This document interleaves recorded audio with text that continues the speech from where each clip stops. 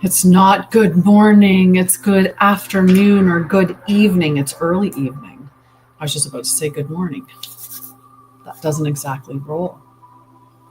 I'm on TikTok and YouTube, so I'm going to deal with some stuff from TikTok for a hot minute here, and that is the sharing.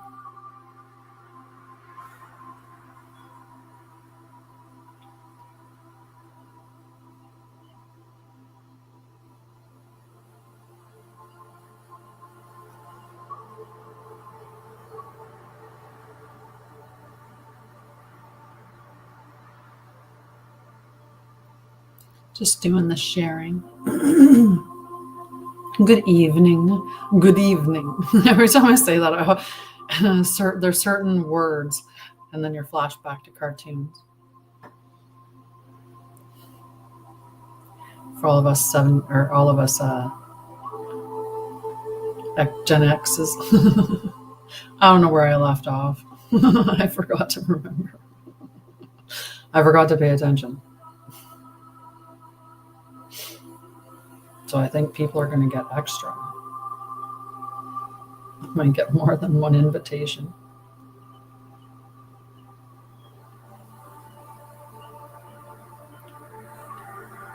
How are you doing? How's your evening? How's your evening?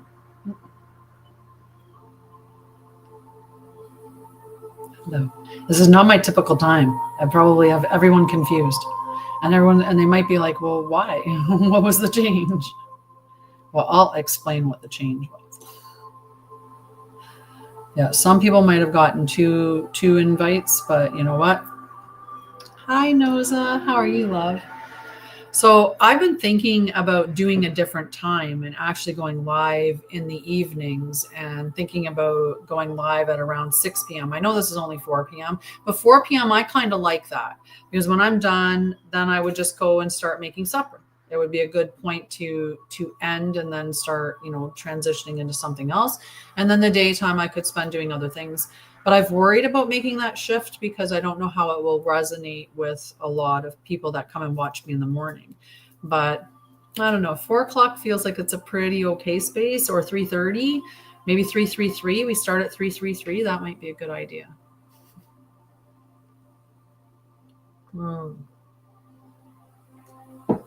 So how has your day been, and what's going on in your life? Let's talk for a moment before we go into the content that I'm going to share for today. Hi, guys. And hello, don't be afraid to say hi. It's pretty easy, laid back space here. So don't be afraid to say hi or introduce yourself. Oh my goodness, my iPad is not charged. So it's a good thing I have a charge cable nearby, but I'm going to have to figure out how to put it on the charge cable. I'm glad I saw that now. Oh, nice. Hello, Matilda. How are you? How are you? Yeah, give me a second. I have to go and I have to figure something out. Maybe it'll sit on this thing here. I know it won't charge it won't charge it, but maybe I can angle it in such a way. It's like, yeah, dude, I can't charge that. Hang on. We're trying to get it set up here so that I can charge it at the same time as doing the live. This might be a challenge. I apologize. I thought the device was charged from last night. So apparently one of my cords in the bedroom is not charging anymore. Okay, let's see what we can do for the... Okay, that's not too bad. Not too bad. We're plugged in, so, the angle isn't like the best angle, but it's not the worst. We can still see, right? We can still see. So today I was a bit, I guess emotional would be the way to phrase it, because I was definitely feeling quite a bit this morning. And I think that a part of that, sorry, I'm just looking for something here. A part of that was due to the planetary alignment, as well as, we just had a new moon yesterday in True Sidereal. It was in Gemini. And I don't go by tropical or seasonal, is what you might as well call it. And I don't go by that system because it's not looking at whether or not the sun is actually in Gemini or if the moon is in Gemini. It doesn't look at that at all. It just looks at, well, it is this particular day. So the moon is, or so that the sun is in Gemini because it's Gemini season. And it doesn't actually look at the true. So true sidereal looks at the true placement of the planets when you're looking at the alignment. So I like to consult the true sidereal, which means that when we had our new moon, the new moon was actually in Gemini, not in Cancer. So when the sun is in Gemini, it's emphasizing that higher communication, soul contracts, crystalline networks, and telepathic realignment. The rays today, because we're just one day post new moon, we're still in that window because it's within that, pretty much within 3 days, either side, but the closer to it, the better. Hi, Wild Spirit, and hello, Nathan. So it's expression. So today's rays, they would activate neural healing and divine expression, especially for those anchoring truth through the voice, the word, or frequency. Now the moon, so the sun is in Gemini, but the moon is in Virgo. So it's in true Virgo, which means that she's entering her sacred phase of alignment, refinement, and embodiment, because that's what Virgo's about. Virgo's not about perfectionism. That's the distortion that's seeded into the sign of Virgo, is that they call it perfectionism and all this other stuff. But Virgo's about refinement. Virgo likes to take what's being created and just refine it. So it's a different way of looking at that, much more empowered way. So Virgo offers the ability to clear, to soar, and recalibrate the emotional body for divine service. So this is an excellent day for body realignment, nutritional purification, and reviewing your sacred routines. So that's part of it. There's also Mercury is in Cancer, which then that means we're going to have that emotional attunement in communication. So it's a day where those ancestral timelines and emotional memory loops may surface for clearing. So guess what came up this morning? Feelings. And so gentle reflection and speaking from the heart is amplified and it's suggested, right? We want to be transmuting that energy that we're feeling and just moving through it. Venus is also in Cancer, so the divine codes are returning through the waters. Venus here restores motherline distortions. So for anyone that has mother wounds, they could be dealing with a lot of emotions right now. And also safety in love and intimacy. So anyone that has as well father wounds and relationship wounds because of those dynamics, because it starts with your mother-father wounds and then you carry them into relationship. So any of the issues that you have around fathers, if you're a female with a male partner, any of those relationship issues that you have with your father, you're going to see revealed within your partnership. Same thing with the relationship dynamics with your mom, but it shows up differently within the relationship. So what you're suggested to do is just offer that your inner child the comfort that she didn't receive, right? So any of the comfort that your inner child didn't receive when they were a child that they should have received, that's all you're going to do now is just bear witness to that and bear witness to it in a healthy way. So you're sad. Well, okay, why are you sad? You're sad because you were abandoned.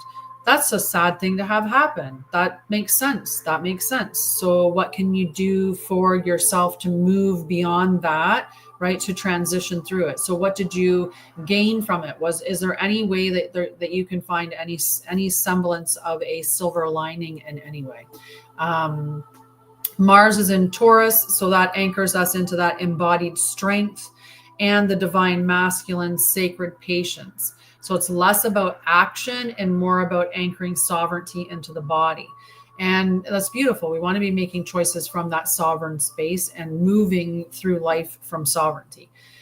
Jupiter is also in Taurus. So that means that the field of prosperity, sacred embodiment, and earthly stewardship is amplified right now. So this is a great day to see to work on your manifestations, to see those come in and to have a sacred relationship with Mother Gaia. And, it's a beautiful day for that. So it's a great day to go and bless your finances and offerings and your environment, right? So do a blessing within your house today. That would be a great day. Saturn is also in Aquarius, or sorry, Saturn is not also, but Saturn is in Aquarius, which this is bringing those long-term shifts in how we connect through community, technology, and future vision. So restructure what no longer fits into the crystalline grid of shared mission, because Aquarius is one of the later signs in the last 6 signs. They're all about the collective, whereas the first 6 are about the individual. So with Aquarius being the 11th sign, it's a sign that's about the collective. Uranus is in Aries, so this is about electric initiations. Like Aries is get up and go. So this is watch for flashes of truth, spontaneous shifts, or soul memory reactivation. So there's a very strong message to ground frequently. So go outside, put your feet on the earth, go hug a tree, go near a body of water, do body movement practices. If you can't do that, ground into your body, envision roots coming out from the bottom of, like your feet or your bottom if you're sitting on the floor, things like that. Neptune is in Pisces. So true spiritual remembrance is heightened, especially through dreams and deep rest, because that's what Neptune governs. And Pisces is a very dreamy sign, very connected to the esoteric, to the mystical, to the celestial, more of the psychics, more psychic energy within Pisces as well.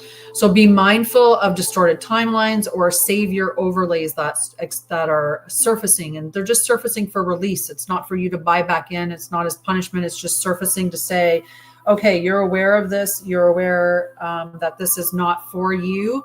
And before you would have moved through it in this way, how are you going to move through it differently now? Just do it differently, right? It's an opportunity to show up differently.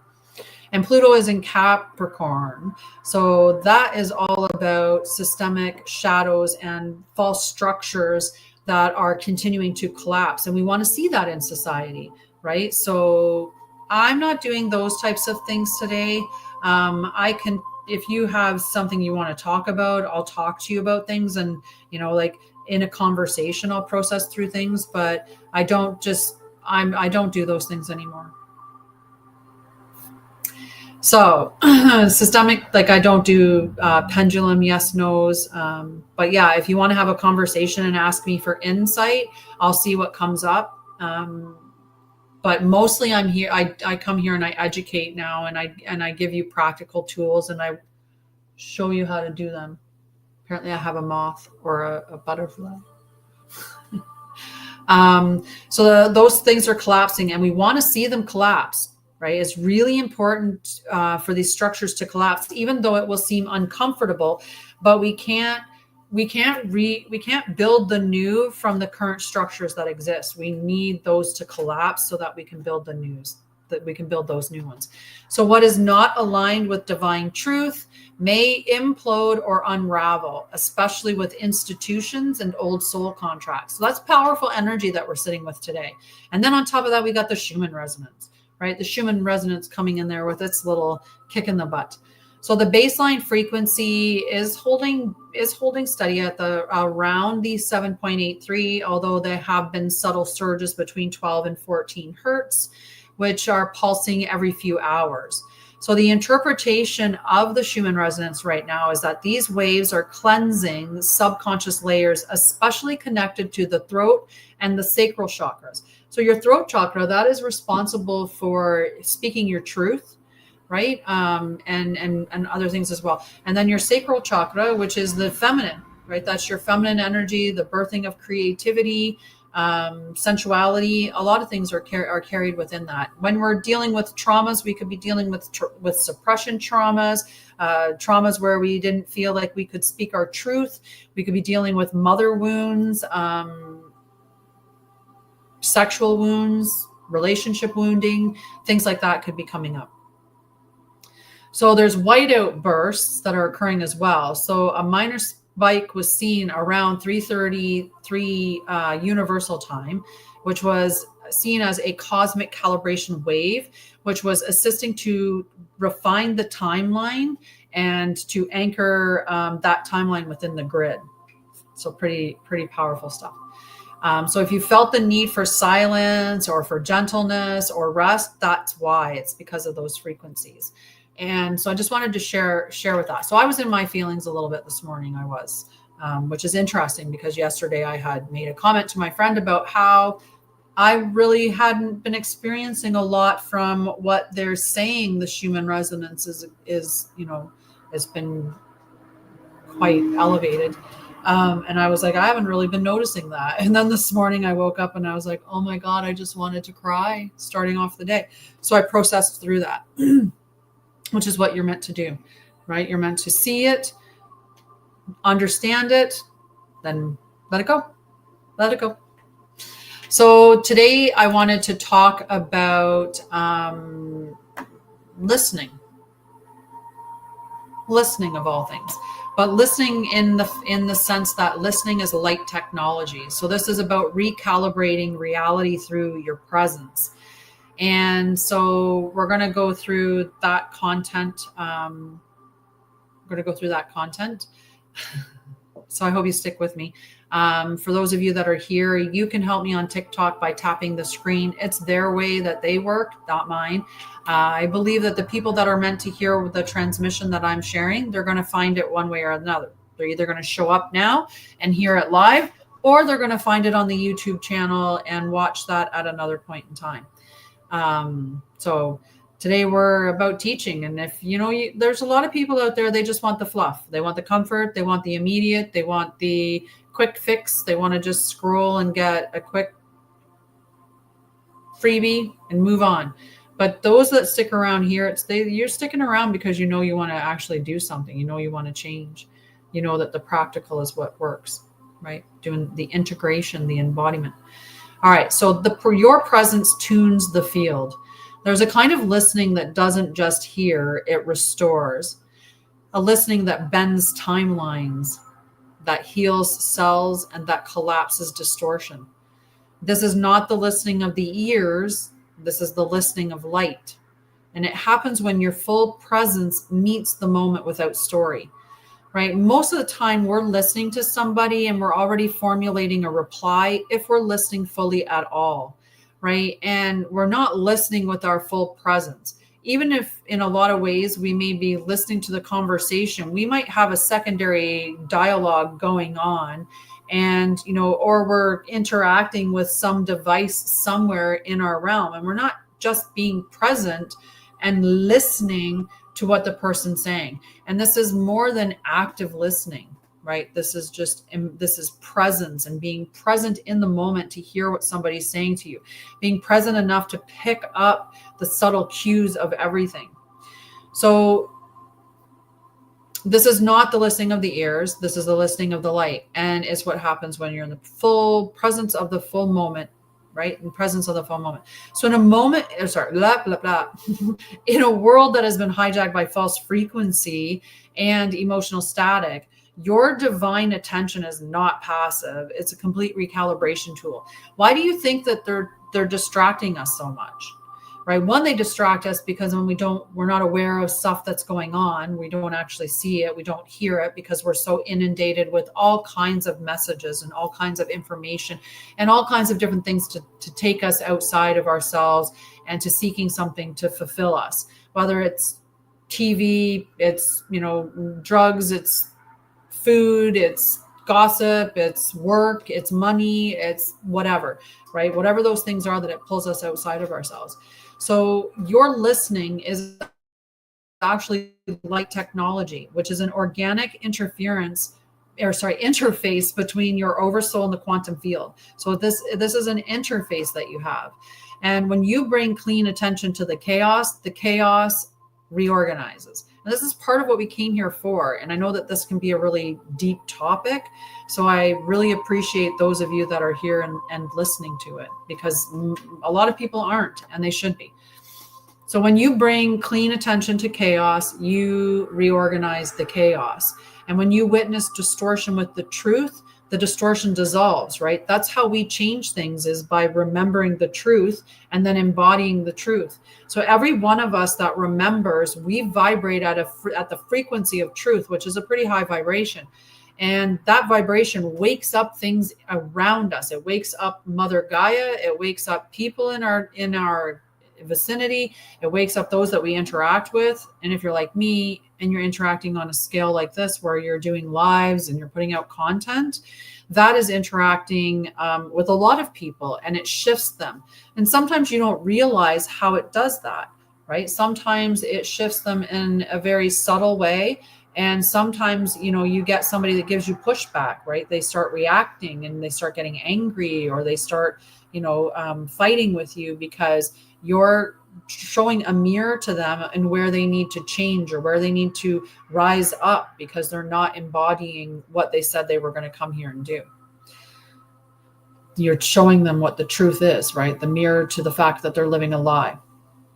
So when you truly listen without needing to label, agree, fix, or flee, you become a tuning fork for Krystic reality. You do not fix the world with noise. You repair it with frequency. Okay? You do not fix the world with noise. You repair it with frequency. And that's what you're meant to do, is work on your frequency, so that you can uphold the world through your frequency. You elevate it. You cause the awakening through that. So the core teaching that we're going to talk about is presence as quantum recalibration. So listening as sonic light grid activation. Your presence emits a field, and when you offer full body listening with no story and no agenda, you activate crystalline frequencies in your environment. Okay? Try and get an invitation. Trying to get him to stop for about 10 minutes. Then that's not a metaphor. It's literal. Your cells actually resonate with harmonic light, and this light organizes the quantum field. So your listening becomes a sonic lattice. It's an actual anchoring point for higher templates. So in this way, presence is actually architecture. Witnessing as the correction of the hologram. So the hologram of distortion depends on unconscious reaction, projection, blame, looping thoughts. These are what feed that false matrix, right? Everything that I allow that is a distortion from the divine truth, I say to the universe that I want more of that. Where my attention goes is what grows within the universe, within the matrix, right? So, I need to be looking at it and going, is this what we want more of in our world? And if it's not, then we have to turn our attention away from it. We have to break free from that. So when you witness, hi French, I'm good. How are you? I'm fantastic. So when you witness from stillness, you intercept that loop. You collapse that feedback circuit. You rewrite the code by not speaking, but by holding the field, right? So it's your resonance, your frequency. It's the vibration that you emit that creates the change, right? Your listening becomes a surgical blade. It's precise, it's sacred, it's incorruptible.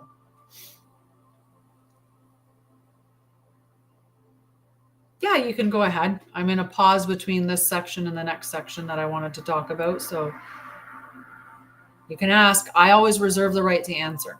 It's just the way I go. Hi, Bushwild. Because sometimes people say, "Can I ask you a question?" And they ask you like the most, the most disgusting thing. So I wouldn't answer that.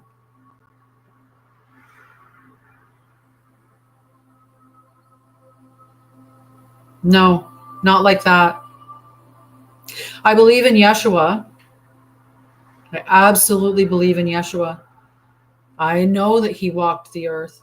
I know that he came here to bring a message. He came here to teach you. Because I don't believe the way that the Bible has been distorted to the point where it is now, that it is accurate. And from my knowing of Jesus Christ and what he came here to teach you that the way is within, that you will do greater things than he. He did not come down here to be a savior. He did not come down here to be a Lord, because true divinity has no hierarchy.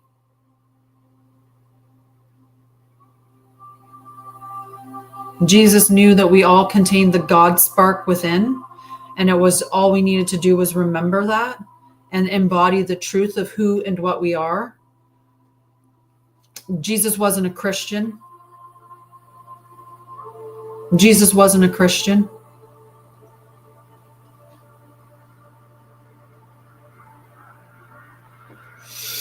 I don't have the Bible memorized. I don't. And I'm giving you my honest opinion on it, right? That, and I can, spend some time and look it up and, see what I don't channel through for that. But that's my opinion. That's my knowing. Sorry, that's my lived knowing of who I believe and feel Yeshua to be. He did not want to be worshipped. He did not ask to be worshipped. Yeah, no, I'm happy that he's changed your life, and I'm fine with whatever way that you've chosen to experience Jesus Christ. And if you choose to live under religion, that's your choice, right? I'm here to speak my truth, and my truth is my truth.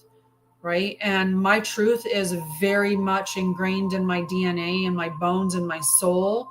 Yeshua came here to teach you the way, and that the way was within. He didn't come here to teach you to lean on him to save you. He came here to teach you to save yourself.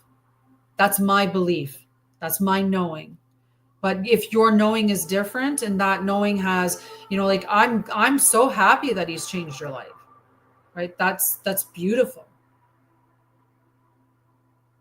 Right? It's not anything like, I think Yeshua was an amazing, and is still an amazing being.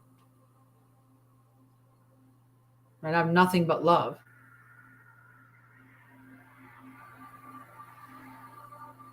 Yes, definitely have a relationship with Yeshua for sure. But it's not about him being your savior. It's about you. You have to do the work, right? Yeshua can't do the work for you. There's an embodiment practice, and that's what people miss out on. If I'm praying to Yeshua to save me, I'm waiting for someone outside of me to do something for me, when Yeshua would tell me I've got to get up and do it myself. Right? If I don't like something that's going on in my life, if I find that there's a repetitive pattern, I can pray to Yeshua all I want for salvation from whatever it is that I'm experiencing or struggling with. But until I make a change, that change is not going to happen.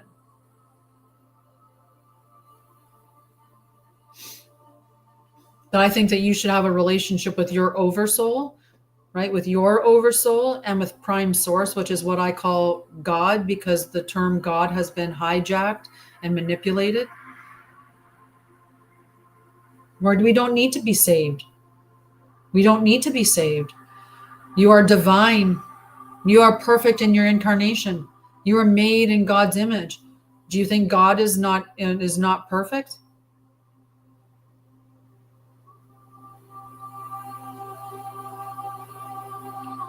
Because that's what religion has done. Religion has made it that you are flawed and broken and sinned, and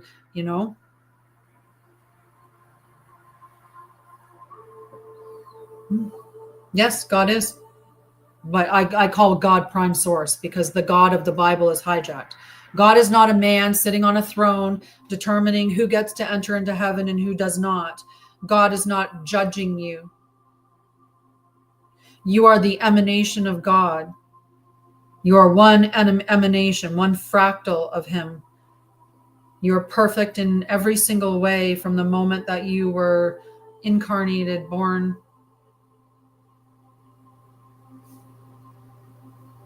Yeshua is not God. He's not God. Yeshua is very closely stationed to God for sure, but he definitely is a special soul because he has ascended, he has descended and ascended.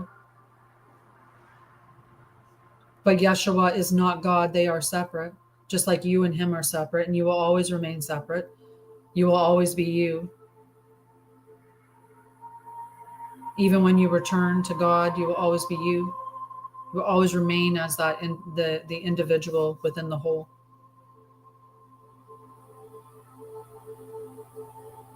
I know the truth. I know the truth. And this is my truth. I appreciate and I value your truth, and I appreciate the journey and path that you're on. But you can pray for me to have the truth all you want, but it won't be yours.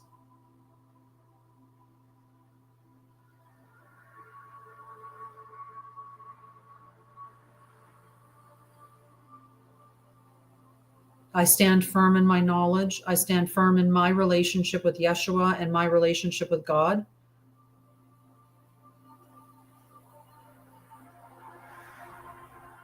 But that's your belief. My belief is that my truth is the only truth. That my truth is that Prime Source is a culmination of Christ Sophia, that it is the divine masculine and the divine feminine, that is the all. That Yeshua is an emanation, the same as I am, of God, of Prime Source. And that we're here to remember who and what we are and to embody the truthness of that. And Yeshua is not coming down to save us. We save ourselves by embodying the Krystic way, by living as Yeshua tried to instruct us through breath work, intoning, connection with nature, that the temple of heaven is within. But that's my truth.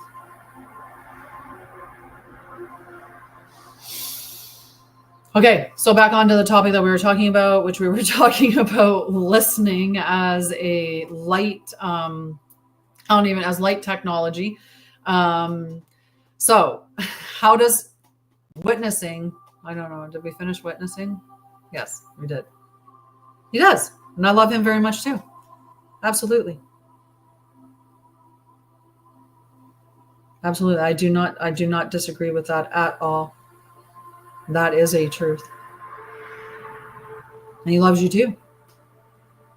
And I'm happy that you have a relationship with him in the way that you have the relationship with him. But that doesn't change my truth. And nor does it change my relationship. He already has.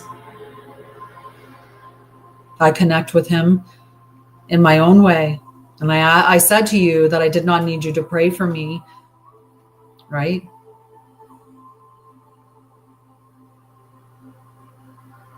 Right? I did say that.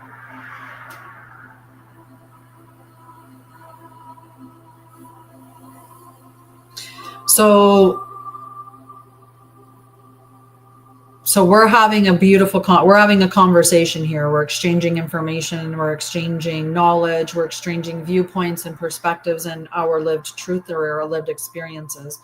And I think I'm being very, very accommodating and polite and kind in my interaction with this.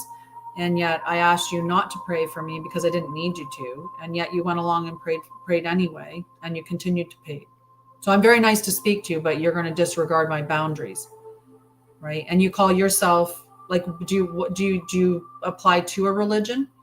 Like, are you Christian, Catholic? Like, what do you honor a religion? Because you speak of the Bible, so I'm certain that you must be a Christian or something.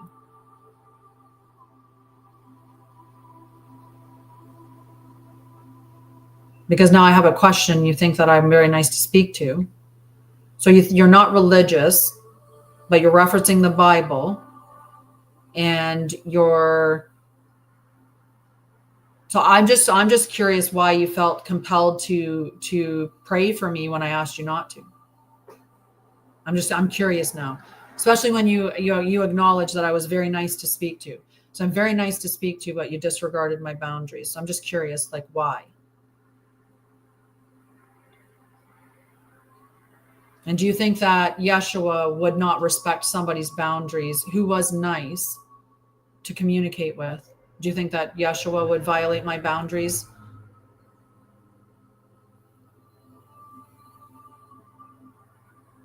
Because I just want you to reflect on that.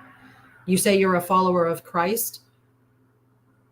Well, maybe you should live the Krystic way, which would then be to respect somebody when they say they don't want you to do something, especially when there's somebody that has interacted with you in a very nice way, when she didn't have to.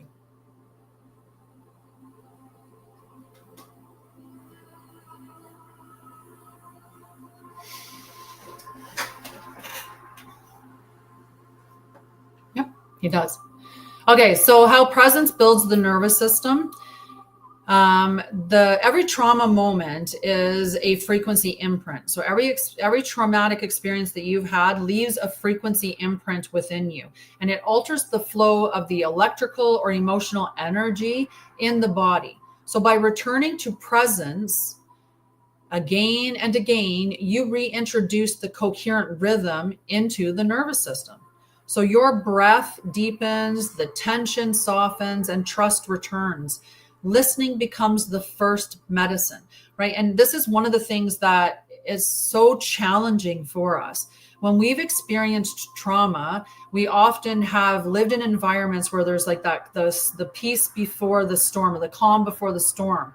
So silence to us can be that quiet that would happen right before something big and chaotic or scary or abusive or whatever would happen.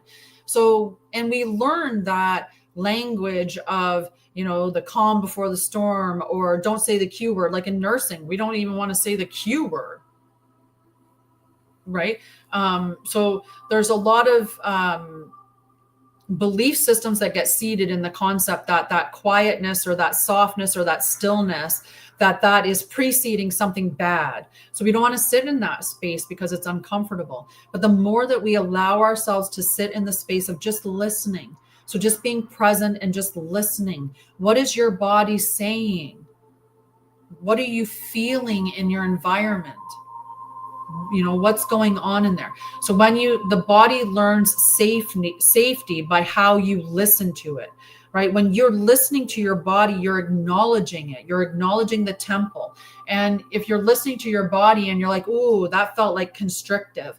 I don't think this is something that's good for me. Oh, that felt like I'm feeling emotion rise up. Why? Oh, because it's making me remember when I was abandoned before. So that abandonment is hitting me again.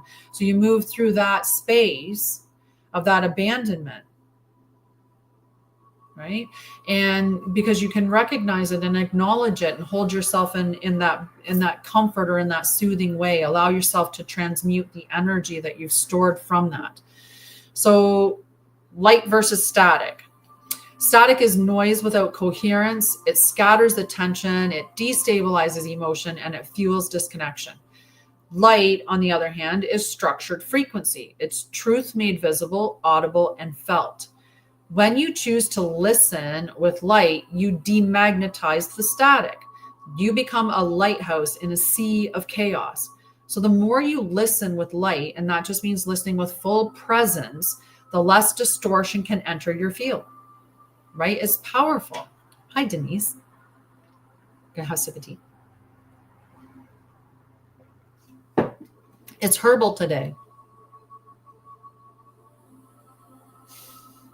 Hi, Miss Carol Tarot. I'm doing okay. I've changed my content quite a bit.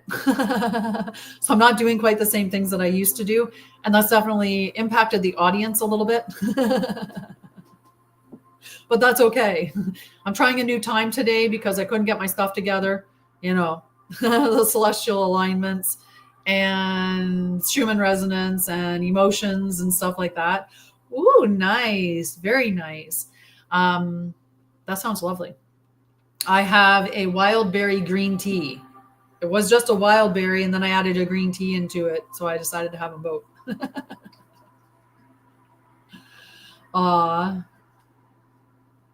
Yeah.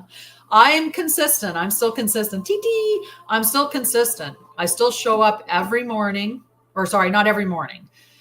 Let's be fair. I've definitely dialed back on the overgiving. But I was doing lives on Tuesdays and Thursdays at 11 a.m., which I did last on Tuesday. But today I was going to go live at 11 a.m. and I just didn't get it together. I woke up this morning and I was all in my feelings and I just wanted to cry. So I did. I cried and then I felt better. And then my girlfriend and I talked on the phone and I cried some more. And we cried and we just moved through some emotions and processed through some things. And then I went and I cleaned up some of the stuff that, I needed to cleanse, like removed myself from some groups that I wasn't aligned with. And I kept thinking to myself, I'll go live at this time. Oh yeah, maybe I'll go live at 1, maybe I'll go live at 2, maybe I'll go live. And then I just said, I'm just going to go live right now. Because if I keep putting a time on it, I'm never going to. Hi, Riza. How are you? So I was talking about a variety of things. Mostly we were talking about listening as light technology and how powerful it is. So the conversations that I talk about now, and this is where the switch happened. So somewhere along the line late last year, I had more of an awakening. Another layer got peeled back, and it's been just like an engine going ever since then. But not an engine from an ego space, engine that's running from my soul. So I'm just so embodying my truth and aligning with who and what that is. And I've been in creation heaven. And I've been creating so many courses and writing books and writing, blogs or scrolls and creating content for groups and activations and invocations and meditations and so on and so forth.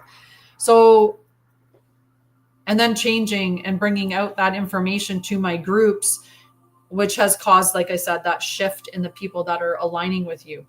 But we've talked about it for so long about, identifying as light workers. And we're like, yeah, I'm a light worker. I'm a starseed. I came from Pleiades, or I came from here, or I did this, or I did that. And now I have, with 100% knowing within my body, hi, Chastity, that where I come from, who I am, all of it. What I decided I came here for. And I keep embodying more and more of the truth. So I'm all about the truth of the truth of the truth, beyond the matrix, beyond religion, beyond all of it. And that's what I like to talk about. So being a light worker, one of the things that we decided was that we came down here with a mission. And then many of us came down here and we got caught up in all of these loops. We started following a lot of people who were light workers or who were embodied and, who were claiming to have this education or this fix or that fix, right? And, we're like, well, that person's helped me heal with this. And then they create some loop. And next thing you know, we're stuck and we're like, I got to keep going back and getting more help. I've got to go back and, I got to take level 3, I got to do level 4 and I've got to do this and I've got to do that. And it's just these looping structures, right? You know what? You absolutely are. You absolutely are. Do you know what we came here for? Literally, this could get into a really deep conversation, but you know what? Let's go for it. Let's go for it. Let's test the boundaries of everything. No, I'm just kidding. Just kidding. What you came here for was to remember who and what you are and embody that truth, right? We think that we came here because this is one of the lies that we've been told. We're like, we came here to have a human experience, but we did, but not this human experience. And what I mean by that is we know that we're living in a distortion. We know that we're being lied to. We know that we've been manipulated. I mean, if you're hanging out with me, you probably do. And if you don't, then, hopefully that information starts to appear for you and you start to become aware of that, right? We know that, there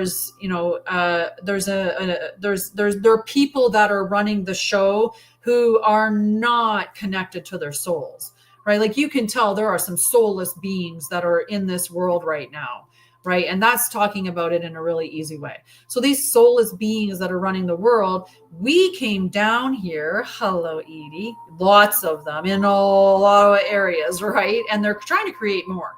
Right? Hi, Kyla. This is fun, actually. TT, I'm glad I did an evening show today. That's why.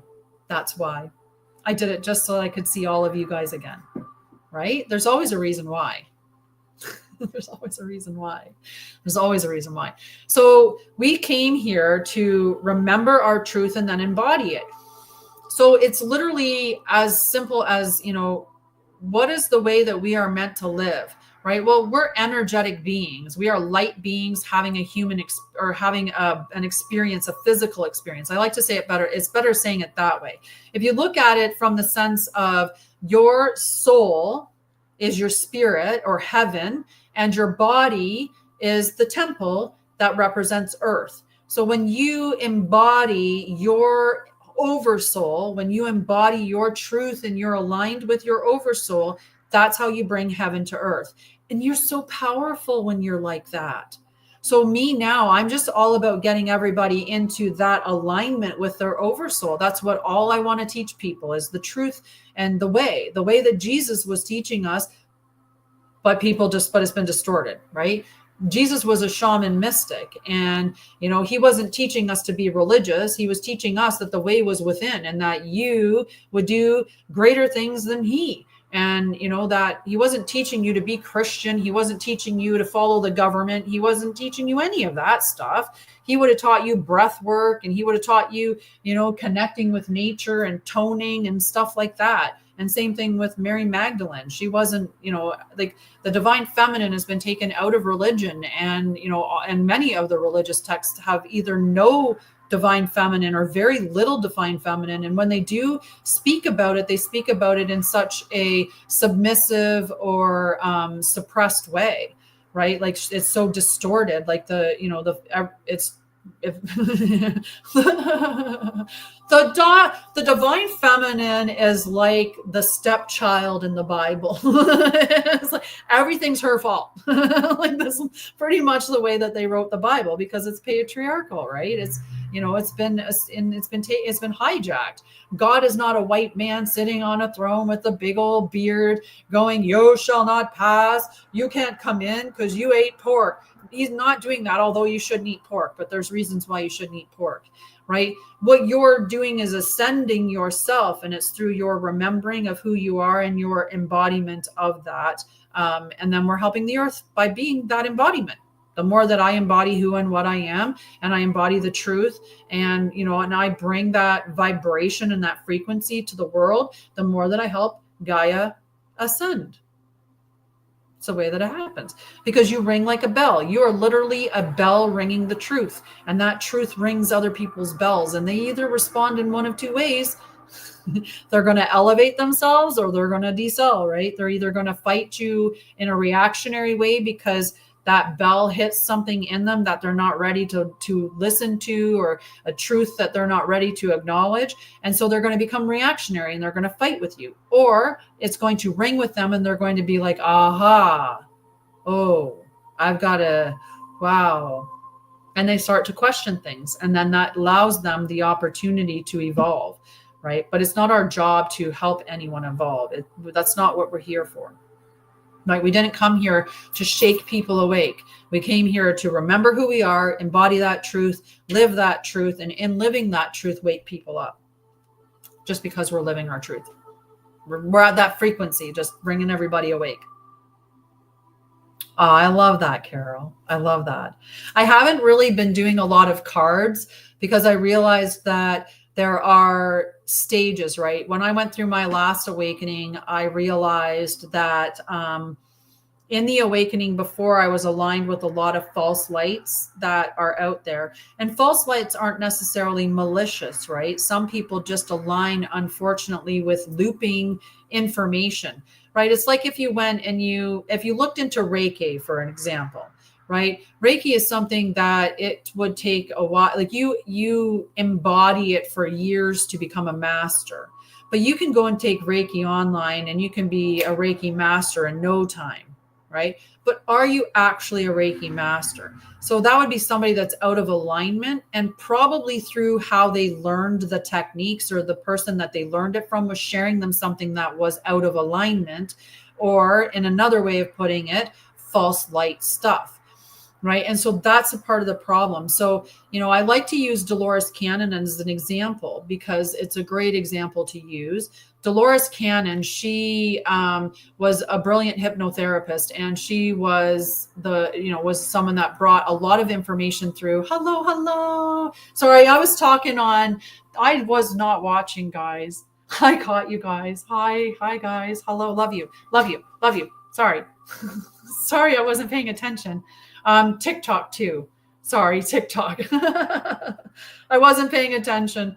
I have a little notes, like I have some notes that I keep. And when no one's on TikTok, on YouTube, I'll pull up the notes and read them, and then I'll check again. But I forgot to check again because I got distracted. I apologize. Hi, Lindsay. How are you? Hi, Angela. I hope either one of you are still here. Hello. Okay. Yes, TikTok. No worries. You should check some of the stuff that's in the Temple of Light group. I missed it. I did. I was too busy just like living my life, and it is great to see you too.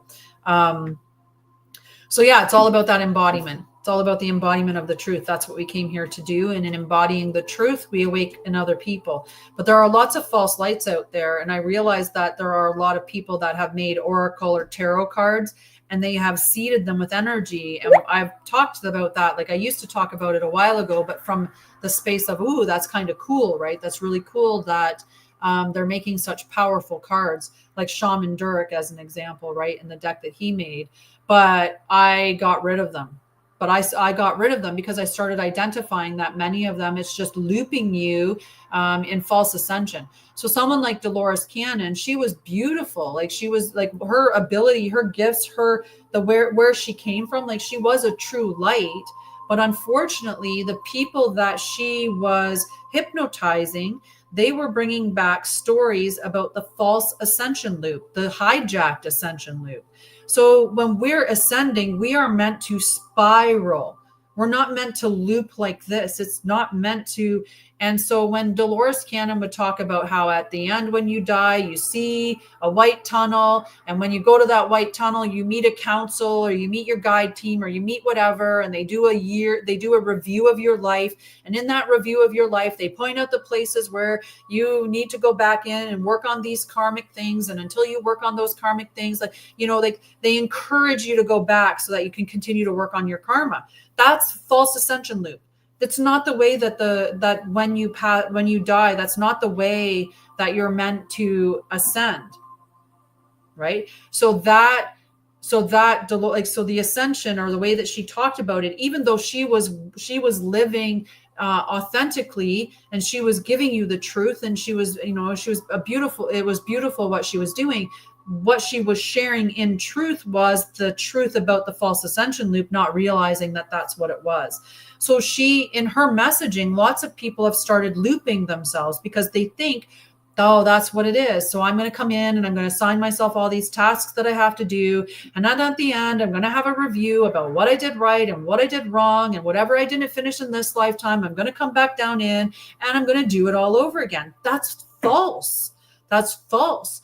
We made agreements with each other. And I actually completed an agreement with a girl the other day, because we had said at some point I was going to broadcast a message on a topic, and that was going to ring a bell in her, and she was going to be present for that. And when it rang the bell in her, it also rang the bell in me, which made me immediately go, you need to book a call with me because I have something to offer you for free. Because we had agreed in another lifetime that we were going to do this, that I was going to activate her. So I brought her in and I did this whole soul alignment session. I did it for completely free because I knew that that's what I had signed up to do. It was a soul agreement that we had in this lifetime to do that. And it also allowed us to heal a little bit of trauma that had occurred through that lifetime, where there was a little bit of an abandonment. They are depending on the level of them. They can start at $122 and go up from there. There is a guardian activation one that I have that's $88, but that's a different one. I have a bunch of different, the soul or the Krystic reclamation pathway. That one's a really good one for those that are earlier on in their journey. Unless you're really early on, and then I would suggest the Bridge to Light because that's going to help you to step into that sovereignty and move away from victim consciousness. And also, I think my I thought it was a knock on the door, but when the motor in the fridge kicks and it went dun dun. So it did that, and I thought someone knocked on the door. And wait a second. So the bridge to light, that's it's a huge thing. I need to one day just sit down and have a conversation or do a video about all of the different offerings that I have, so that so that you can understand exactly what all of them are. But the bridge to light is the pathway that I would suggest for people that are working through their trauma and moving into that state of sovereignty.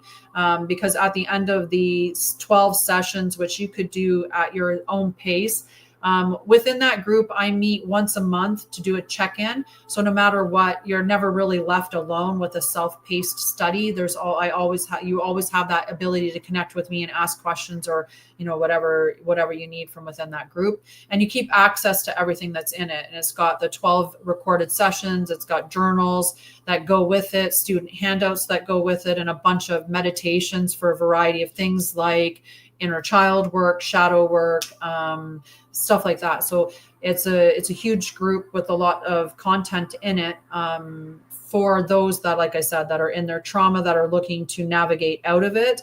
And it is on sale right now, but it is $555 because this was a 6-week package that I had put together. The Krystic reclamation pathway, that would be the next thing that I would claim for somebody, because that's getting you in alignment with your oversoul. So this is a beautiful opportunity to learn things like your some past life connections, your oversoul name, or your true name, your true celestial name, who your guides are, what your mission in this lifetime, what you assigned yourself as a mission. And through the practices and integration that you get within that, that's what allows you the opportunity to integrate your oversoul. But again, you have to do the integration parts yourself. And then finally, the Krystic nervous system upgrade. And that's for those who are at the next stage where they're looking to open up their nervous system to be able to handle more. So this is an upgrade to your nervous system. It is these are soul offerings. Like, there's stuff that I've channeled in the last little while. I also have a Krystic healing thing that I do as well. John, oh my God, John, you and I should have a catch up. I don't know if you stuck in or you flipped on right through, but if you didn't, you and I should have a catch up sometime.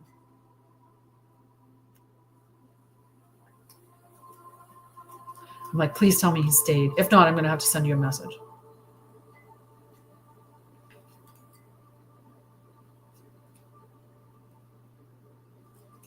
Maybe not. That's okay.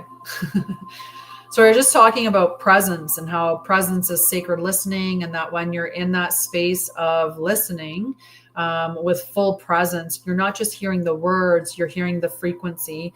And by you being in true presence, you're keeping all the incoherence, any of the distortions, you're keeping that out of the field. But many of us, we spend our time listening in order to respond, or listening, not only partially listening because we've got another dialogue that's going on in our head, or only partially listening because we're watching 100 different things outside of our viewpoint, right? So we're either watching the TV or scrolling on social media while we're half listening, right? But that sacred act of listening is actual light work that we're meant to do, right? Because it does hold the truth and the frequency within the field when we're staying within the presence. Just hang on, gotta do my puzzle.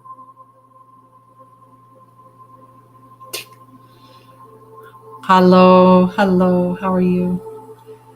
I don't know what it is. This thing has made me, the last little bit, I have to do this puzzle this time I got to do it 4 times. Oh my goodness. How are you not noticing? I might not be able to continue my live if I can't get this to work. What are you talking about? I know I'm putting it in the right place. Oh my goodness, that was crazy. I thought I might end up losing the live because I couldn't do a puzzle. And it's one puzzle piece. I mean, I've done like 1,000 puzzles before. But one puzzle. It's been acting up. It used to be so quick. One time done. But this, like, for the last 3 times now, I've been like, 3 times minimum. And this time it was like at the 5th time before I finally got it to go. I'm like, oh my goodness. I'm going to lose the live because of it.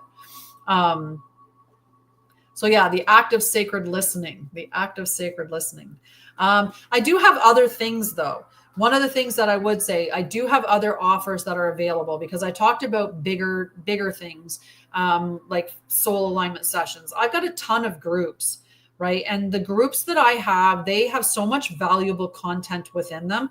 And I also have a couple of lower offerings that I have with an oversoul note. So it's called a soul letter. And then also the oracle note. And this is a voice note that I give you that can be up to like around 7 minutes in length. It might be a little bit longer, might be a little bit shorter, but it's around 7 minutes in length. And that's me channeling your oversoul, your team. And I channel whatever information you're ready to receive at this time that's going to be helpful for you. In the letter, it's a smaller message than what you would get in the voice note, but those are available too. And those are they're $33 and $44. Like those, that's the prices on those two. So I just wanted to add that. And the groups, my most expensive group is $44.44, but you get 3 groups when you're in the $44.44 one, because you get it's a tiered group system. So just to put that out there.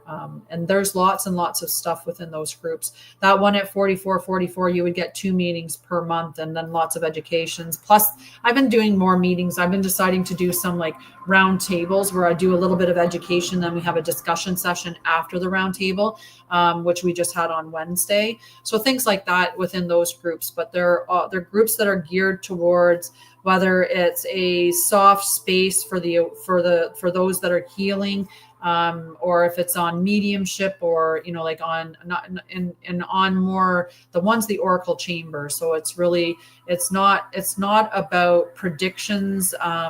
It's about channeling. It's about connecting in that way. And then, like I said, the tiered groups. And I also have a free group. Definitely do the free group. I said this the last time. I'm like, it's free, guys. And the stuff that you get in that group for free, it's ridiculous. You should be in that group because it's free. And I know I said it was free because it's important to really remember and remind people it's free. You get journals for every single one of the lives that I do. I put up a companion journal that has an invocation, it has an invocation, it has journal prompts, it has a mantra, it has an embodiment practice, and then it has a seal. So you get that in every single, that coordinates with whatever the content is that I'm doing on the live. So whatever the live show is based on, there's a companion journal.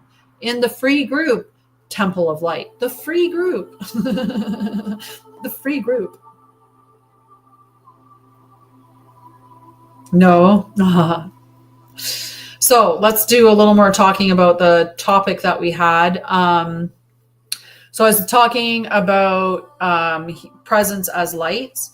So the groups, if you go in there on my website, which is Anshara'El.com, so the same as my TikTok name.com. And it's also linked in my profile. And the groups are in there. If you go to the Enter the Temple, that will give you the list of paid groups that are available. If you go down, Temple Gate is the space that will take you to the paid stuff. But Enter the Temple is where it'll just take you over to the groups, and that's where you can join into the free Temple of Light group.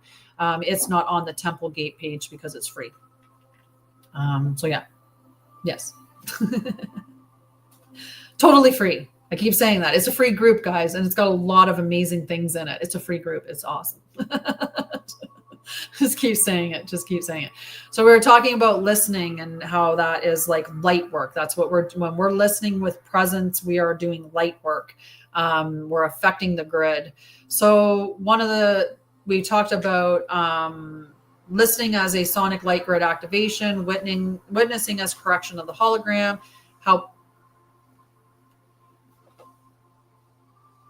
well, my neighbor must be weed eating. That was just a weird noise. I thought it started pouring out. How presence rebuilds the nervous system, and $50 for what? Light versus static, and then the Krystic Listening is co-creation. So to listen from your I am presence is to co-author reality. Each moment you hear becomes a blueprint you help to stabilize. You are not just perceiving the field, you are sculpting it. This kind of listening makes you a living decree. It is the path of sacred authorship. You are creating with every breath you truly hear. You are either broadcasting interference or you're restoring divine design. There is no neutral state. So if you're not in alignment, then you're sending out distortions, right? So I guess Matthew didn't want to answer to me what he was saying $50 for.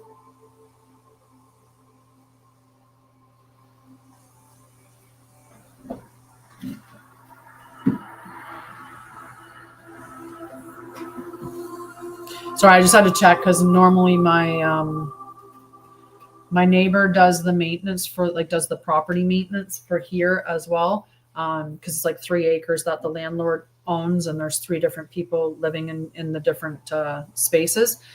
So he comes and he does the property maintenance, but he usually messages first.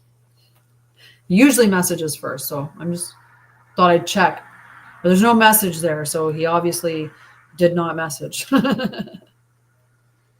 So you're either broadcasting interference or you're restoring divine design. There is no neutral state. So which one are you doing?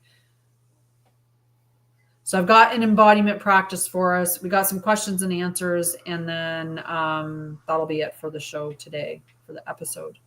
Hello, love. We're late today. We're late today. No, I'm just late today. You're here. I'm at the embodiment section. It's okay. Yeah, no, I was talking with everybody. I was like, I woke up this morning all in my feels. And so that started me into allowing myself the freedom to release them. And then I got on with a friend, and then I needed to release some more. And then I decided to release some individuals that just not as much alignment with anymore. Yeah. Well, I have this beautiful package, and this package is the Krystic nervous system upgrade. So I decided to offer that to somebody who I held in high regard, and to do it from a generous space, because I really felt that they would honor what was received in a respectful manner, and that they would reciprocate with a testimonial at the very least. And it ended up being very disappointing and very disrespectful, the way that it ended up being received. Instead of seeing it as a package that they received with this, with upgrading their nervous system, they thought of it more like it was just a little session. When it came to sharing a testimonial, they aren't sure how to do that without making themselves look weak in front of their audience. And so don't know if they'll ever be able to give a testimonial. So I just cleaned myself out of them groups. I was like, well, I'm no longer resonating with this group then, because it lacks the integrity that I carry. After everything that I've done, all the documents, all the activations, all the voice all the stuff that I gave you, to not be willing to give because you're worried that it's going to make you look weak because you need it, because your nervous system was dysregulated. That's just, yeah. So I just decided that was not a group that I was wanting to be affiliated with any longer. And that's alignment, right? That's how we maintain alignment. And that's clearing out that space means that it'll open up the space for people who are aligned with the level of gift that I'm putting out there, or the level of services that I'm giving, right? So we're going to do an embodiment practice. We're going to do an embodiment practice. So get ready for that. I have to clear. There's a message on it's actually my reminder. It's like, it's supper time, Tanya, go eat.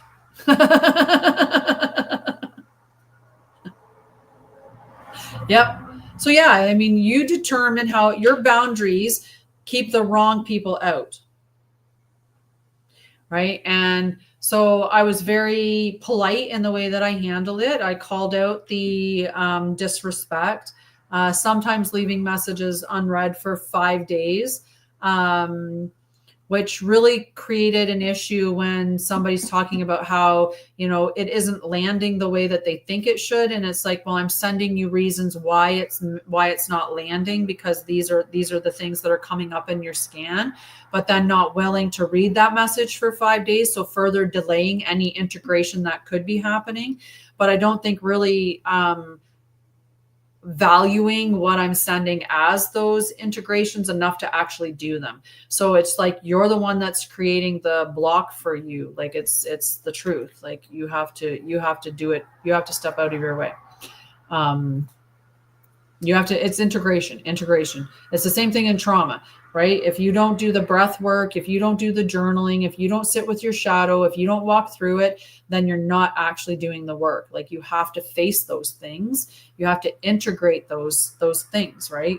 If you never do the breathing, if you never do the grounding, if you never check your, right? You did it to yourself. Exactly. You're the one that can get you out. You're the one that has to make the choice that you don't want to live the same way anymore, and that you're going to make the changes that you need to. And you're completely capable of that, right? But, the ego is afraid, because the ego knows that the more embodied you become, the quieter that it becomes, and the less that you need it, and the less that it's going to be fed. So it's screaming and kicking. So it holds you to all the identities that you have, which is why labeling yourself is dangerous. Holding on to the past is dangerous. Right? Identity is dangerous. Those labels are dangerous. So you have to be aware of them. All right, let's do this embodiment practice. So we're going to center our body by sitting in stillness. And we're going to place both of our hands on our solar plexus, so just above our abdomen, and below our rib cage, right? Just above our umbilical cord, in the space between our umbilical cord and our rib cage. Okay, so I'm just going to sit up nice and straight.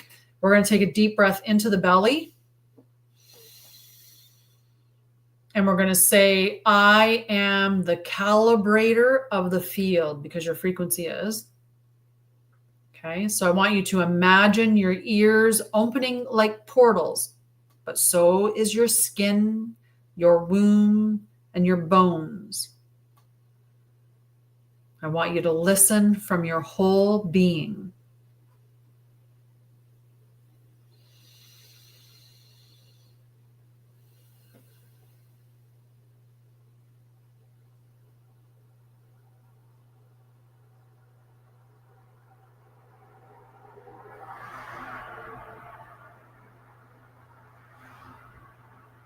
I want you to choose a sound, a breath, or a sensation. I do not want you to name it, just feel it fully. Hold it in pure attention for 1 minute.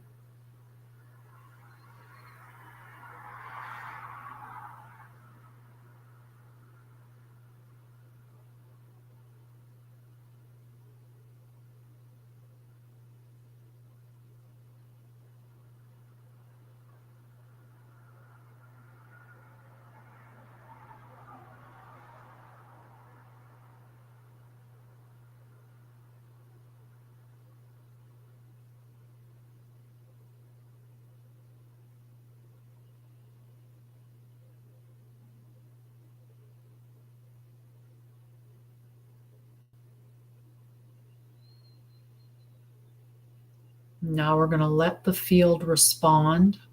We're going to ask internally, what is being restructured now that I am present? And you're just going to sense and receive. There is no rush.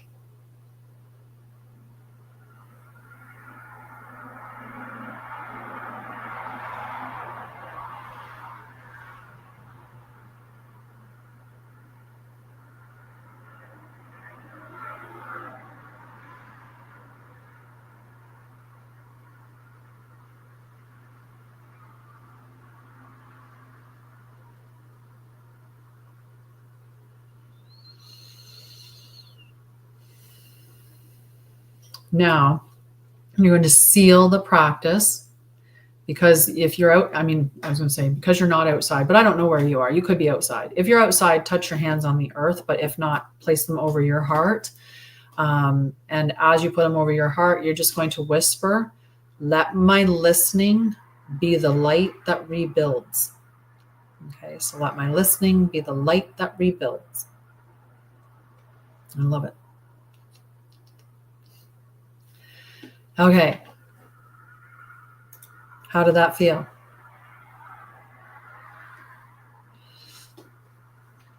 What came up that was new, or how did you experience that?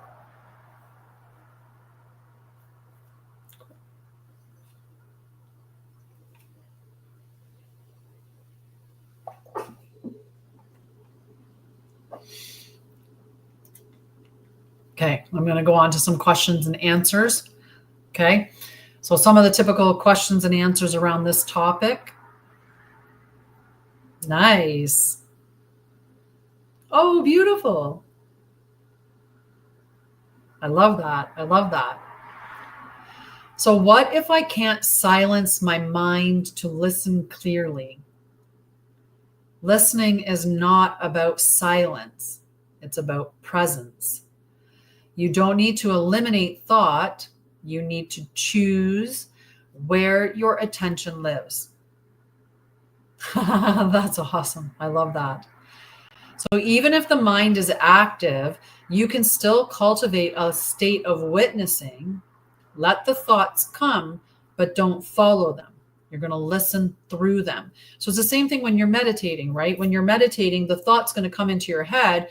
And when it comes into your head, you're going to acknowledge that it came in, but you're not going to build, like I used to say it like this, right? We're going to have say you're meditating and all of a sudden in your mind, it goes, I need to go grocery shopping. You don't go, I need butter and I need milk and I need eggs and I need this and I need that. You just let it go by without following it. So the same thing, yay. Sorry, Lindsay received an upgrade. It was yay. So when you sit with, I lost my train of thought. It's okay. I got really excited. Completely got excited.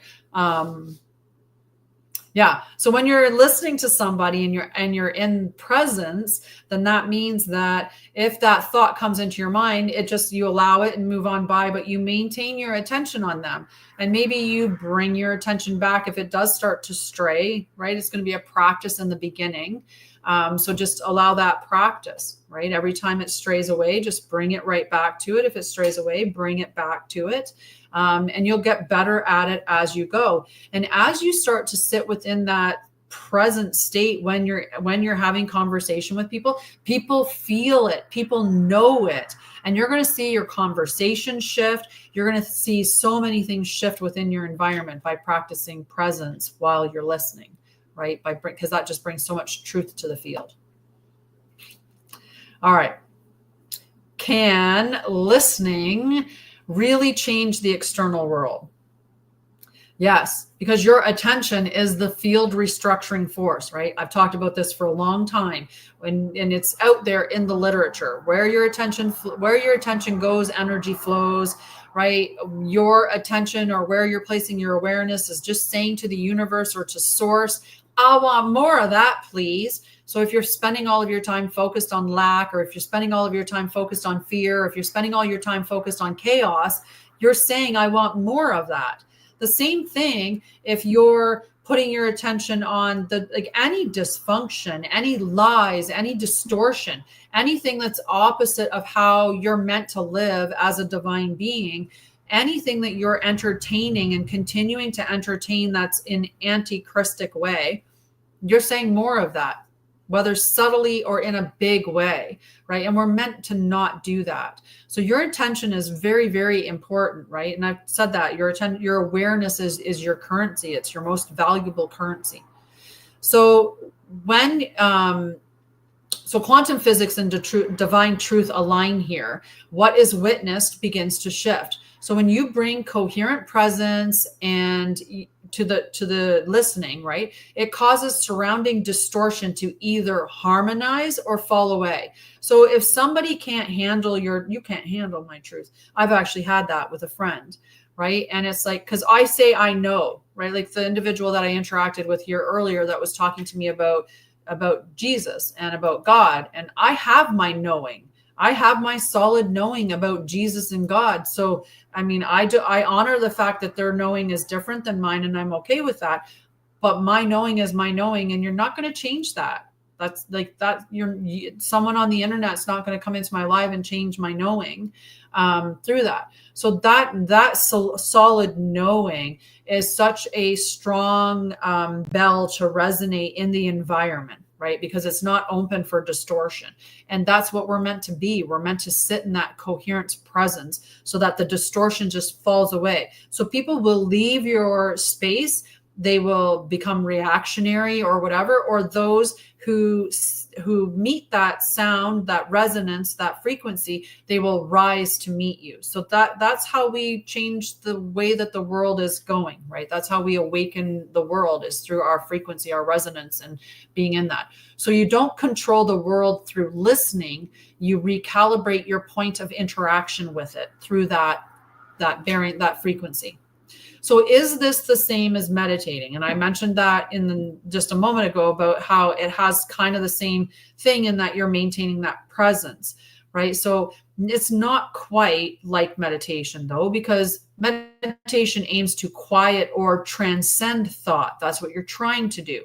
Krystic listening invites you to meet reality, not escape it. It's rooted in that embodied awareness. And so you're paying attention, but it's like your oversoul and human system are interacting directly with the now. So it's that embodiment.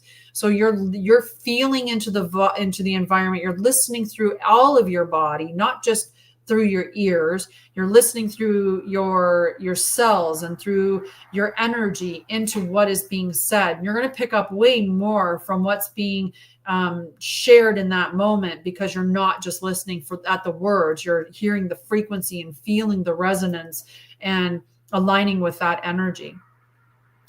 So it's not quite like meditation, because you're not trying to check out completely and just interact with your higher self. You're bringing your higher self into the equation and embodying that and being present while you're listening. I hope that makes it explain. Hope that explains it well. I hope that makes it explain. Where is language now? What? What? How do you speak words? So how do I know if I'm listening with light? Well, one, you're going to feel anchored. The body softens. There's no need to grasp or to prove or to fix. The moment feels sufficient. And sometimes tears come, not from pain, but just from recognizing the truth. Like when you're really present with somebody, you're feeling things beyond just the words that they're speaking. And that can be very awe-inspiring or very touching, very humbling to hear everything that you can hear when you're listening from that embodied space. So how does this help with relationships? I don't know how embodied listening or how being very present would help your relationship. No clue. Do you know? Does anyone have a clue how this would help with our relationships? I'm open to anyone's ideas of how this would help with our relationships.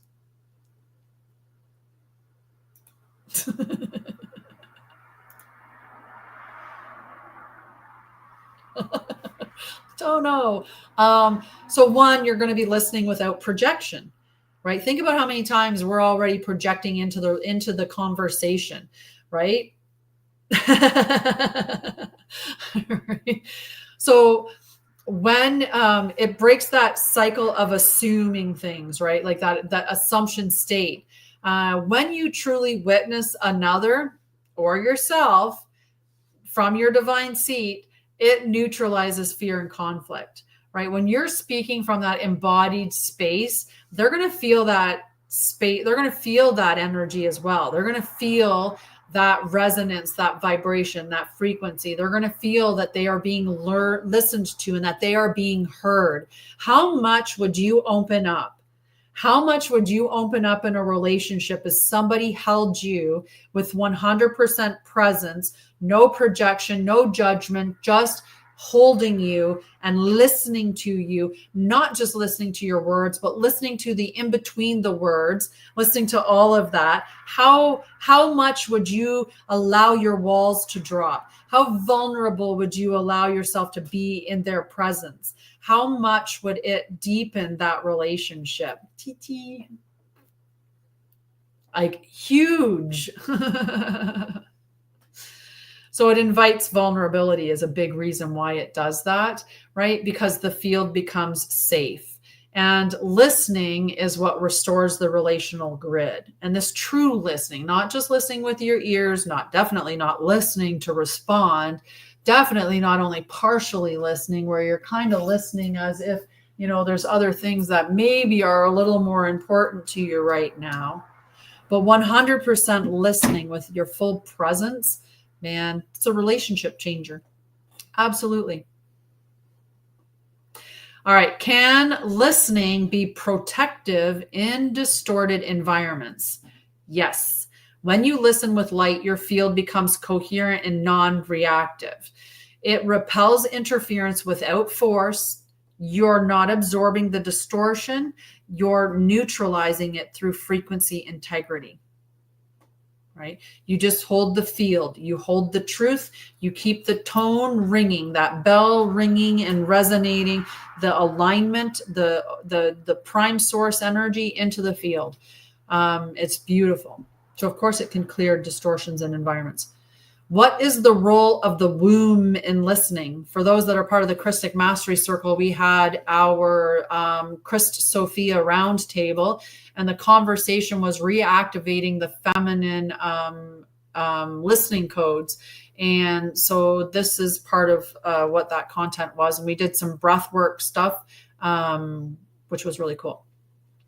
So the womb, literal or energetic, so regardless of whether you're masculine, feminine, or you identify as something else, it is a chamber of reception. It receives sound, frequency, and emotion. When it is activated, it becomes an oracle of truth. It helps you discern through resonance. Womb listening means trusting the knowing that arises from deep cellular presence, not mental logic. So it's very important in listening, right? To honor that space or to drop into that space. So how can I deepen this practice daily? Well, you got to practice it. Practice makes perfect, right? So how can I practice this? So begin your day with 5 minutes of whole body listening, not meditating, just listening. Okay. And no agenda, just breathe, listen, and sense, feel with your body into your environment. And then ask, what does the field need from me today? Then let your actions arise from whatever comes up from that. And realize that listening is going to become the foundation of right action, because you're going to listen, you're going to become in alignment, you're going to be hearing your oversoul, you're going to be moving in a direction that is outside of ego, right? Because your ego is coming through the mental. Your ego doesn't come through your womb space, right? The ego will come through your mental. It'll talk to you or tell you things. But it won't move your body the way that the womb will. So to listen with light is to walk as clarity, live as presence, and love as truth. So my oversoul, the seat of my oversoul, or my oversoul name is Sha'Ryah. And this is the oversoul of eternal harmony and resonant truth. I seal this session in the crystalline arc of your light. May all who heard remember. May all who listened awaken. May the frequencies released today ripple into timelines yet unborn. Let this broadcast be a living scroll of remembrance. Let it echo in the bones of earth and the hearts of those who are ready. And so it is. Hello, love. How are you? I was trying to hook you up with someone, a friend, a girl, but I was wrong. My brain went, Alabama. Yeah, that's where Shelby is in Alabama. And then no, she's not. No, she's not. She's not in Alabama. It's another A, but it's not Alabama. And I was like, that's what happens when you're not from the States. They all just muddle together. It's just all become one. I know, I'm like, it's where I was gonna go. It's where I'm moving to. I'm gonna move to Arizona. I'm coming there. So inside the Temple of Light free group that's a part of Anshara'El, all you have to do is sign up for the group and then you can get it. It is my new home. It is my new home. Oh yeah. How'd that go? About as accurate as my states went. And I flew around the states. I flew around the world. So that's kind of funny. So yeah. So the companion journal is called the Sacred Codex of Sonic Presence. And the invocation is there. Not that invocation, but a one specifically for you. And then there's 5 journal prompts. There's a mantra. There's a seal of sonic integrity. And it's all available in the free Temple of Light group. Did I say it was free? On the website Anshara'El.com. And there's lots of other stuff there too. So if you're a light worker and you're looking to, connect with your oversoul, there's lots of stuff there. There's a ton of stuff about Ascension. This is the last month that I'm going to be offering anything to do with shadow work. I do have a soul alignment session, which is all about shadow work, but it's going to be taken down at the end of this month, and stuff like that. That's where I'm moving to. That's where I'm moving to. That's where my soul is pulling me to go. It's told me that's where I need to go. I need to be there. I need to move there. So, yep, that's where I'm heading. God's just showing me the way. That's all I'm waiting for is the way. Yeah, definitely. Definitely. I love you, Lindsay. I'm so glad to see you today. So yeah, so we might be moving the live to afternoons, and maybe do like 3:33 or something like that, for the start time. I don't know. We'll figure it out. I don't mind doing it in the afternoon, but it can only be so late, because if it gets too late, then I'm just going to get tired and I'm going to want to just start settling down and doing my evening stuff. But I think 3:33 kind of works for a time. So we'll see if that works for everybody for now. We'll do a little bit of a switch. Yep. On my way to Sedona, Arizona. I know where I want to be and it's waiting for me. I receive the land and the land receives me. It calls me. I was never thinking about going to Sedona. It was not on my radar. If you had asked me 5 years ago, 2 years ago, 1 year ago, I would have said, I am going to, I don't know, Costa Rica. That's where I was going to go, or somewhere else warm or tropical. I was going somewhere where I had a lake or an ocean. An ocean for sure would be my, what I would have thought would have been the preferred choice, but not now. Not now. There's a river that runs through it. I'm good. As long as I've got a river, I'm good. Just has to have some water. It can't be completely dry. I need to have some water, but I actually work better with some dry space. Yeah, exactly. In Ontario, it's land of the lakes, right? Like, so I have to have water available nearby, even if it's like, I have to be able to walk to it. And I have a dog, and Cass is a water finder. It's a unique gift that he has, but he's got lab in him. I don't know how much, but the lab in him can find water like nobody's business. When we moved out here to the country where I'm staying temporarily, right? This one here is a temporary stay. And yeah, I lived in BC, right? Or in Alberta. I lived in Alberta for 14 years, and I lived in BC for 10 years. And the mountains, and just love them. I mean, I love BC because you get mountains and ocean. So it's like a combo. Sweet. It's pretty sweet. It's pretty sweet. Yep. Right. So yeah. But I don't know. There's something, it started calling me. It came into my wheelhouse, and then it will not leave. And I know now that I'm supposed to go to Sedona. I've already found the place that I'm supposed to go to, and I am just waiting for the way to reveal itself, but I know it will, and then we'll be on our way. When the way reveals itself, we'll be on our way. Don't delay. We're on our way. We're on our way. Yes. Oh, definitely. Definitely going to love it. I'm a dry kitchen witch, so it'll be perfect for me. It'll be absolutely perfect for me. I would have thought I would have been a wet kitchen witch, but I'm not. I'm a dry kitchen witch. I did a deep dive in Gene Keys, and in my Gene Keys, that's what it says. I'm a dry kitchen witch. And it makes sense. I came here and all of a sudden I'm just Molly homemaker, and I'm like making things and I don't even know why. Yeah, it's not bad. It's dry hot too. It's not humid hot like here. Like here it gets really, really humid. We've had like a really significant hot spell just recently, which just broke today, actually. Today's the first day, and it actually feels cold now because it's been overcast and cool. And I don't know, it's probably like 21. The other day it was probably 50 with the humidex. Yeah. And that reminds me more of like Alberta with the dry heat, right? Which was really nice. Yeah, it's definitely cooler today. It's very overcast here. Like I almost put pants on. And then I was like, no, you can manage with the dress. So you can do it. It's not that cold, Tanya. Just yeah.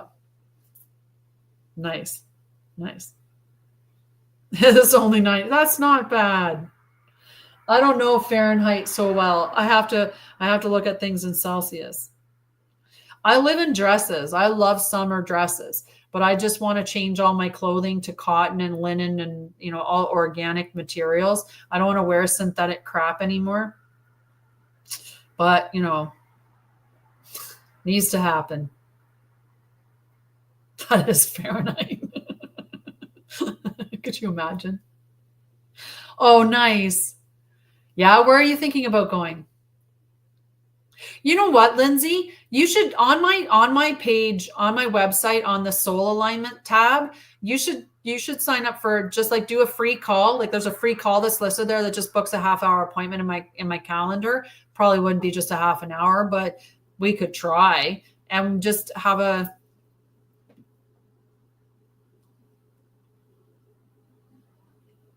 Yeah, that's fine. It was 32, but we had 32 feeling like 50, 35 feeling like 50. Like it was ridiculous. Yeah, 32 is not bad. 32 of just a straight heat. That's fine. Especially if it, that's fine. I don't have air conditioning here. I just have fans, and I only have one. So I was moving the fan around. Oh yeah, we will. I have the perfect space, and like the space that I'm planning on that has called me, right? The space that I don't have AC. I don't have AC here. I have fans, and I did okay. I managed quite well.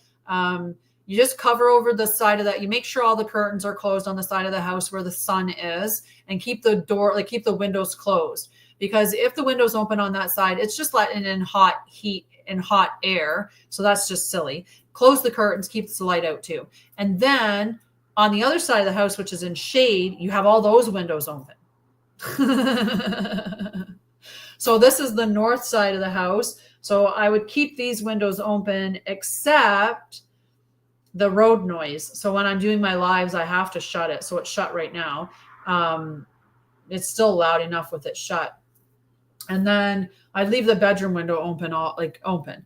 And then once it hit beyond, I think around 5 o'clock, it's all shut. It starts to shade on the deck at that point. So then you can open up the back doors and start cooling it off.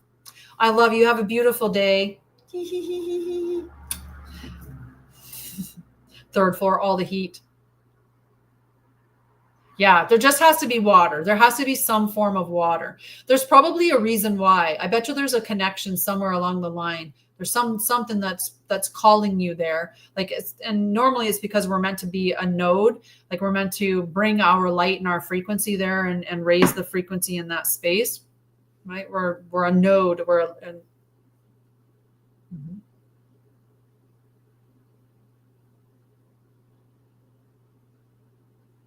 Yeah. Yeah. So definitely make an appointment with me, Lindsay, for sure. Cause I would love to have a chat with you. I've wanted to sit down and a chat with you like for quite some time,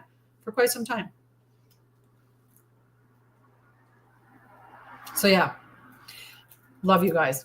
Love you guys. So I'm going to hop off and get going so I can feed my dog. Cause he's looking at me like, dude, 45 minutes ago. So I'm going to feed him. I love you guys. The recording of this is on YouTube. The recording for this will be on YouTube along with other, and I put a special session down yesterday. I forgot to tell you that I did a recorded session. Oh my God, you should go check that out, on the YouTube channel. So that one is called, let me just grab it. So I have what the session's called. Just give me one second. I'll have to open up YouTube. My YouTube page, actually. It's called New Moon Transmission, The Womb of Listening. And it's on YouTube. So just go and check out that particular episode. That's a free teaching one that I did yesterday. Okay. All right. I love you guys. Have a beautiful night. We will see you on Tuesday, unless I do a surprise live. It will be a surprise for all of us. Okay. But I'll see you guys on Tuesday at the latest.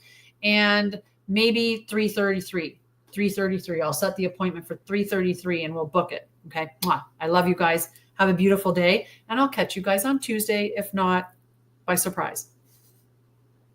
Bye. Yay. Yes, it's still new moon energy. Definitely do that. It's just us now. I've closed off TikTok. No, I'm just kidding. Make it seem like, ooh, it's all secret. Let's talk now. What do we got? Let's dish the tea. We'll talk about TikTok and we'll say, I'm kidding. But yes, definitely check that out. We are in the new moon phase. And if you go to the front of this session here that I did, if you go back and watch the front of that, it talks about the celestial alignment for today. And it also talks about the Schumann resonance a little bit. And that'll be the true celestial alignment as based on true sidereal, not tropical, because tropical is like seasonal astrology. It says that, it's Gemini because it's June 21st. It doesn't look at what the actual celestial alignments are. So I base all of my content around the true sidereal. So you can still check that. Nice. Yes. So definitely check those things out and book the appointment for anytime that it's in there, Okay. And then we can have a little chat. And, I'm interested to find out what comes up for what our connection is. Because there's a connection for sure. So that's awesome. All right. I love you guys. Have a beautiful afternoon. And I will see you guys or whoever, I'll see you here on Tuesday at 3:33 p.m. Eastern time. If not, a surprise live before then, or if you interact with me in another way, I'll see you before then. Go check out Anshara'El.com for any of your needs with Ascension and healing. And also check out One Truth Sets You Free, which is my channel where I do podcasts on the truth. There's the Truth Sets You Free podcast. There's the Hidden Earth podcast. There's emissary transmissions and other things that get shared on that channel. So definitely go check that out and support me there as well. Love you guys. Have a beautiful, beautiful Thursday.